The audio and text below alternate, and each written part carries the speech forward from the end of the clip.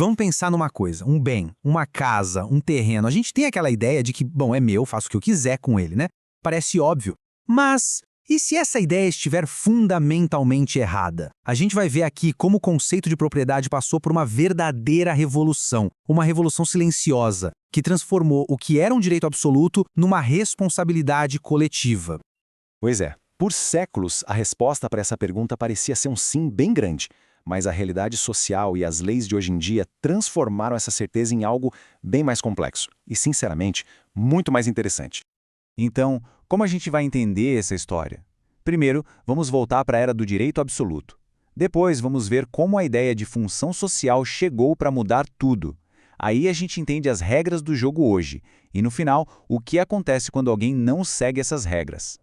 Para entender a revolução, a gente precisa começar pela origem de tudo. Vamos dar uma olhada no modelo antigo, naquela era em que a propriedade era muito mais que um bem, era um poder quase que ilimitado da pessoa. E essa ideia não surgiu do nada, não. Começa lá em Roma com o dominium, que era o poder total do chefe da família sobre tudo.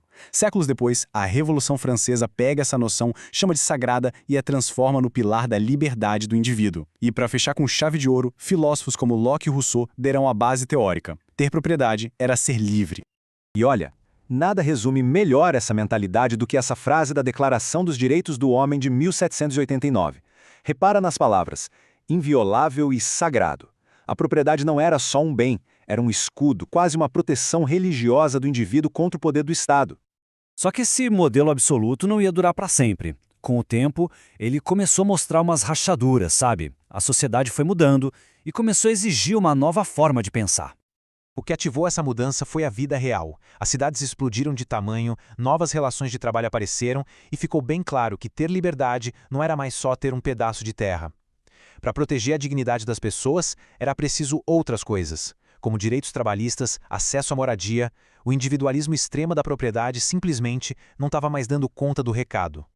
E aqui a gente vê a virada de chave. A gente sai de uma visão liberal, onde a propriedade é um fim em si mesma, por uma visão social, onde ela se torna um instrumento com deveres para com a comunidade. Deixa de ser só um direito para virar um poder, mas um poder condicionado ao bem-estar de todo mundo.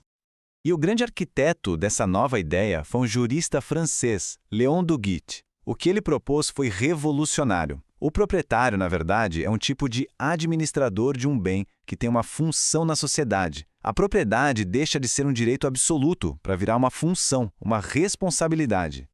Tá, mas como essa teoria funciona hoje, aqui no Brasil?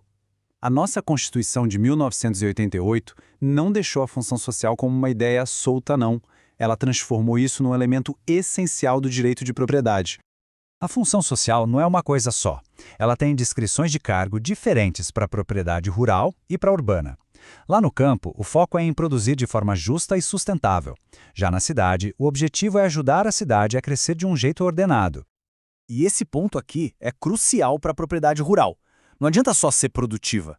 Os 4 pilares, produtividade, respeito ao meio ambiente, às leis trabalhistas e ao bem-estar de quem trabalha lá, precisam ser cumpridos ao mesmo tempo.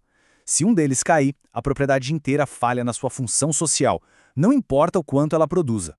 Já para a propriedade na cidade, a lógica é mais direta. A função dela é o que o plano diretor de cada cidade mandar.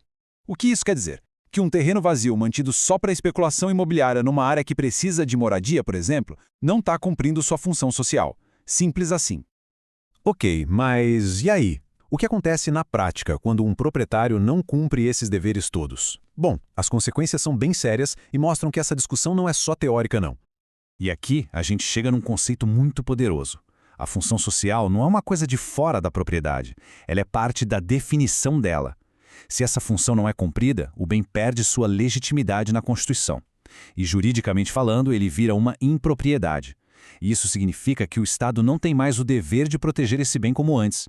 No mundo urbano, a lei funciona como uma escada de sanções. Primeiro, vem um aviso. A prefeitura exige que o proprietário dê um uso para o imóvel. Se nada acontece, o bolso começa a doer. O IPTU vai subindo ano após ano. E se mesmo assim a inércia continuar, o último degrau é a desapropriação.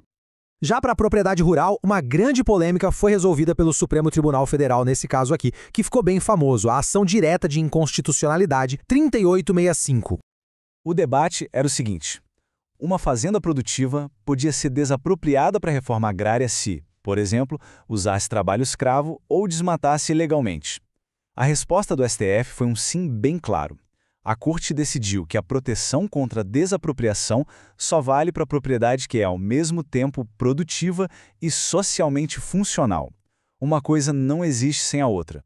No fim das contas, essa transição de um direito absoluto por uma função social redesenha completamente os limites entre o indivíduo e a comunidade. E isso nos deixa com uma pergunta fundamental. Onde é que termina a autoridade do dono e onde começa a da coletividade? Encontrar esse equilíbrio é o grande desafio da propriedade no mundo de hoje.